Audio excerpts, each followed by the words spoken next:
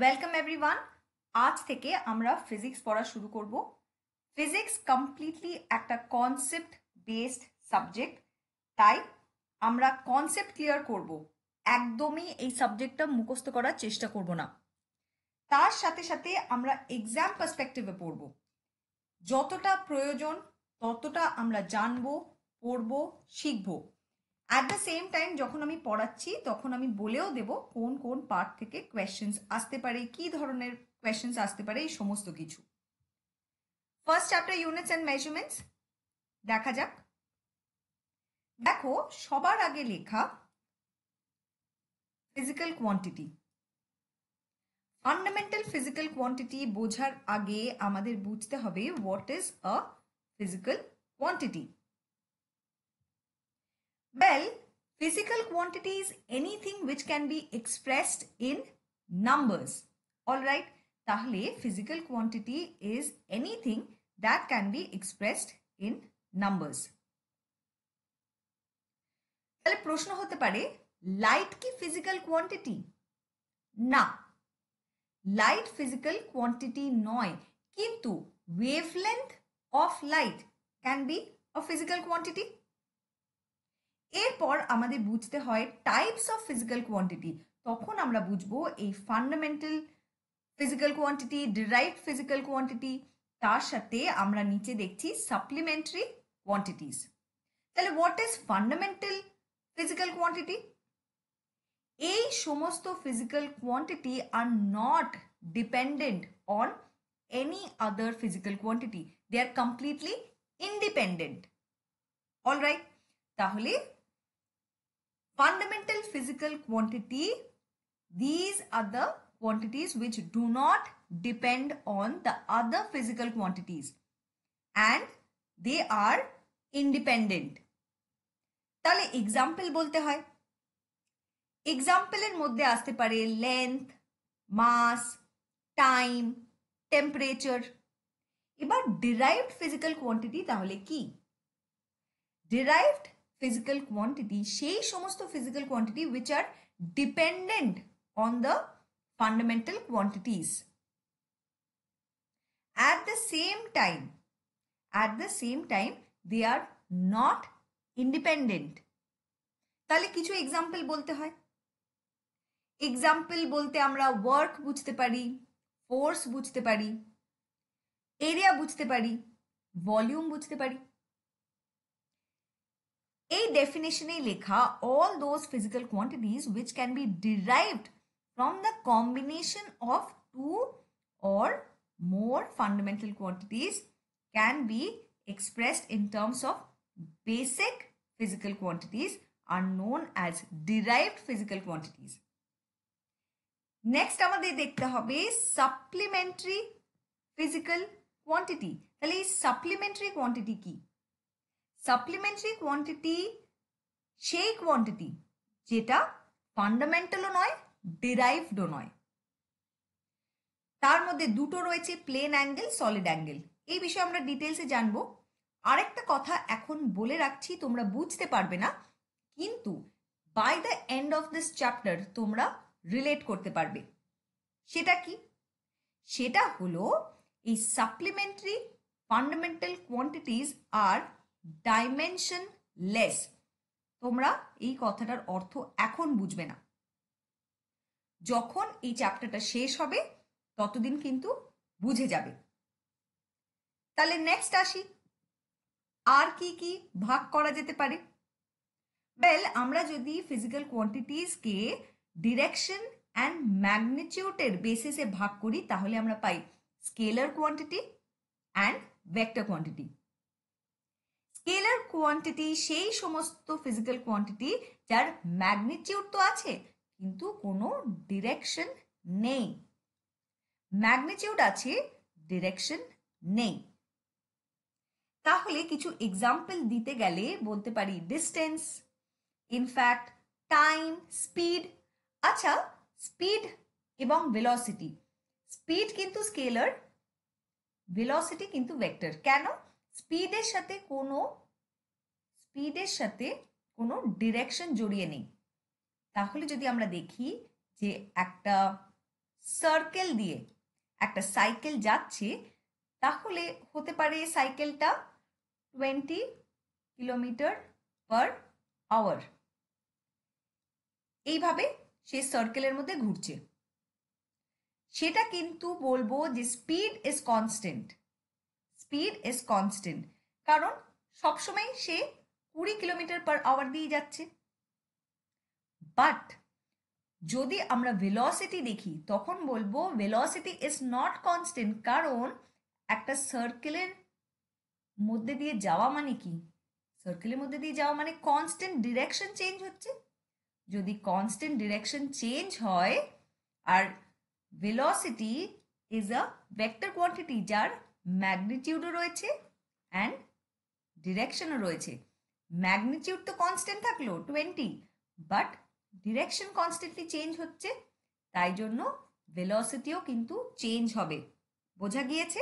Scalar quantity হচ্ছে সেই সমস্ত কোয়ান্টিটি যাদের আমরা দেখি ম্যাগনিটিউড রয়েছে কিন্তু কোনো ডিরেকশন নেই। আর এরপরেই আমরা দেখব ভেক্টর কোয়ান্টিটি যার ডিরেকশনও রয়েছে, ম্যাগনিটিউডও রয়েছে। এবার দেখো, একটু আগেই বললাম এক্সাম্পল অফ ভেক্টর কোয়ান্টিটি হচ্ছে ভেলোসিটি। আরেকটা যদি এক্সাম্পল নিই তাহলে বলতে পারি ফোর্স। তুমি দাঁড়িয়ে আছো এবং তোমার পাশে একটি বন্ধু দাঁড়িয়ে আছে।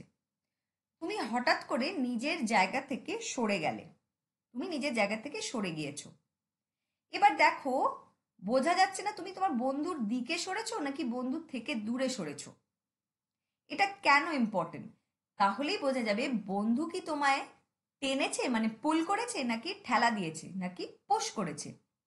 তাহলে পুল বা পুশ না বুঝতে পারলে বোঝা যাচ্ছে না তুমি বন্ধুর দিকে সরে এসেছো নাকি বন্ধু থেকে দূরে। তাই জন্য দেখো ডিরেকশনটা ইম্পর্টেন্ট হয়ে গেল। দ্যাট ইজ ওয়াই আমি বললাম force is a vector quantity. এরপরে দেখি ইউনিট। আজকে কয়েকটা কথা আমি বলি, দেখো এটার কোনো মিনিং দাঁড়ায় কিনা।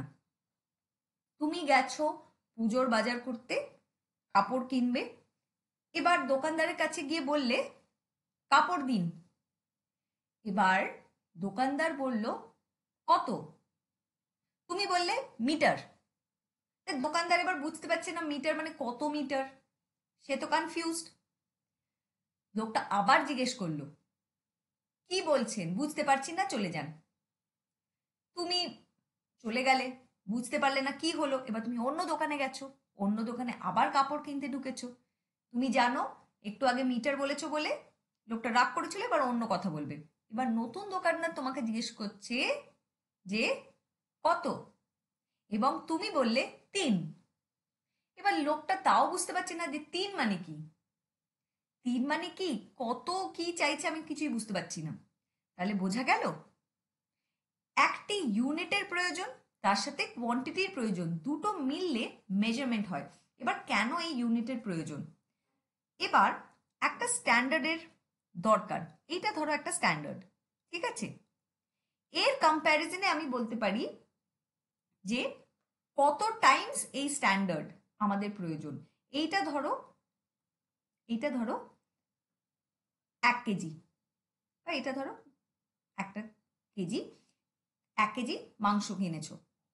এবার তোমার বাড়িতে জেনারেলি 1 কেজি মাংসে হয়ে যায়। এবার একদিন অনেকগুলো লোক এসেছে তোমাদের বাড়িতে, এবার তোমাদের বেশি করে মাংস চাই। মা তোমাকে দোকানে পাঠিয়েছেন, তোমার মা বলে দিলেন যে 4 কেজি মাংস আনবি।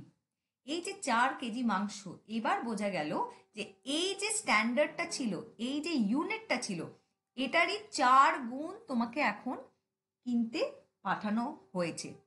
ক্লিয়ার? সো ইউনিট কেন প্রয়োজন? কারণ একটা বেসিক স্ট্যান্ডার্ডের প্রয়োজন, একটা বেসিক স্ট্যান্ডার্ড যার এগেনস্টে আমি কম্প্যারিজন করব। তার সাথে কোয়ান্টিটিটাও প্রয়োজন, কারণ শুধুমাত্র ইউনিট বললে তো হবে না, কত গুণ সেই ইউনিট সেটাও আমাদের জানতে হবে। এবার এক্সাম্পলে আসি। দেখো, জন স্টাডিজ ফর 3 আওয়ার্স। এই কথাটা বলা মানে ঘন্টা আমরা জানি কি, অ্যাট দ্য সেম টাইম বলছে 3 ঘন্টা। তাহলে এখন আমরা বুঝতে পারছি যে 3 ঘন্টা জন পড়াশোনা করেছে।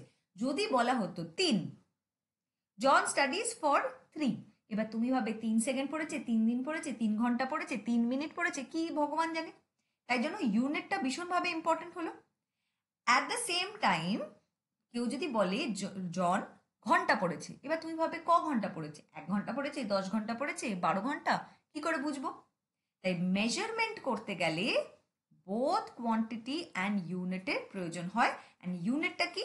একটা বেসিক স্ট্যান্ডার্ড, যেটার অ্যাগেনস্টে আমরা অন্য জায়গায় কম্পেয়ার করব। অলরাইট, আশা করছি ইউনিট অ্যান্ড মেজারমেন্ট এই দুটোই বোঝা গিয়েছে। এবার নেক্সট পার্টে আসি। শুধু ইউনিট থাকবে না, ধরে নাও আমার বাড়িতে 1 বাটি মাংস আসে, অন্যের বাড়িতে বাটির সাইজটা এইরকম। যখন একটি রাজা এই 2 বাড়িকে বলেছে আমার মাংস খাওয়ার ইচ্ছে হয়েছে, তোমরা মাংস নিয়ে আসো। এবার এই বাড়িতে যেহেতু স্ট্যান্ডার্ড এই বাটি, তাই জন্য এই বাটির মাংস রাজার কাছে প্রস্তুত করেছে।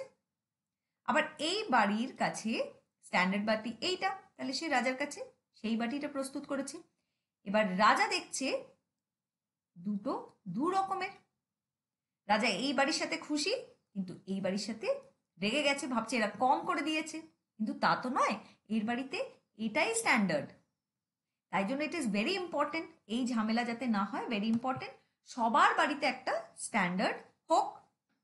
যদি তাই হতো তাহলে রাজা বলতে পারতেন যে 1 বাটি নিয়ে আসো, প্রত্যেক বাড়িতেই বাটির সাইজ সেম, তাহলে কোনো অসুবিধাই হতো না। তাই ডিফারেন্ট সিস্টেম আমরা ইউটিলাইজ করি। দেখো সিজিএস সিস্টেম, তারপরে দেখো FPS system, MKS system, finally SI system. এই এসআই সিস্টেমকে বলা হয় it is modified MKS system. CGS কথার মানে কি?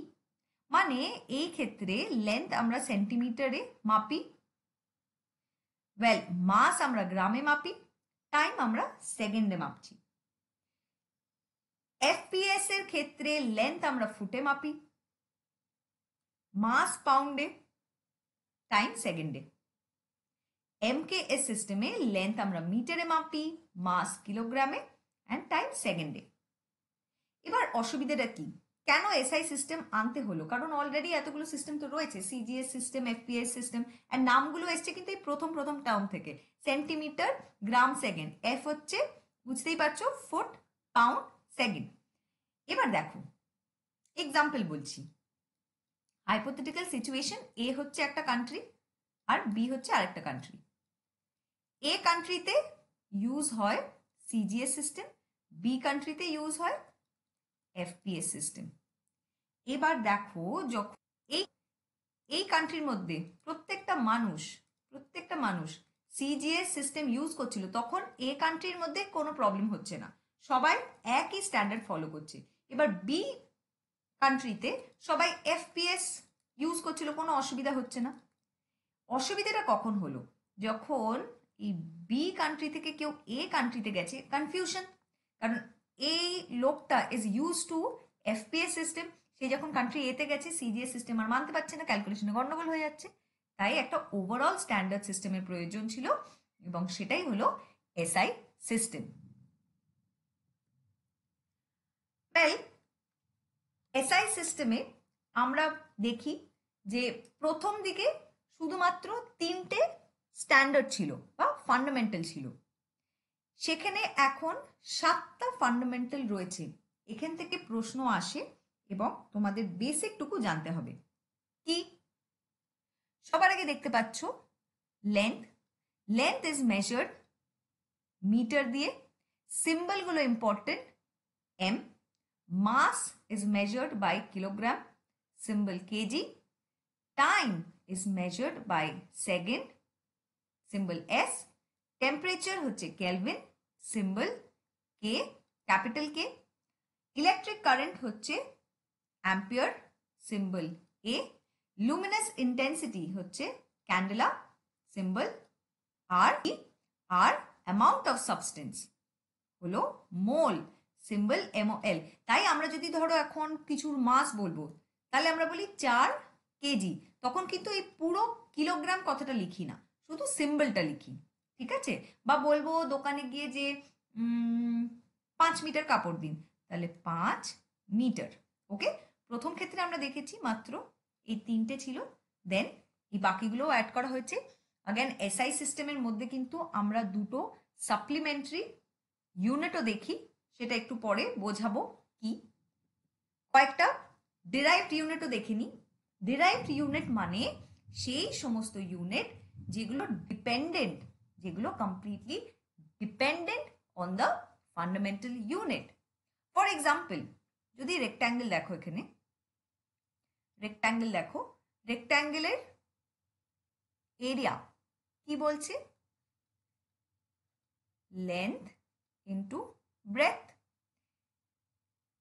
লেন্থ একটু আগে আমরা দেখেছি, লেন্থ একটু আগে আমরা দেখেছি ইজ আ ফান্ডামেন্টাল কোয়ান্টিটি, তাই তো? তাই মিটার ইন্টু মিটার, তার মানে মিটার স্কোয়ার।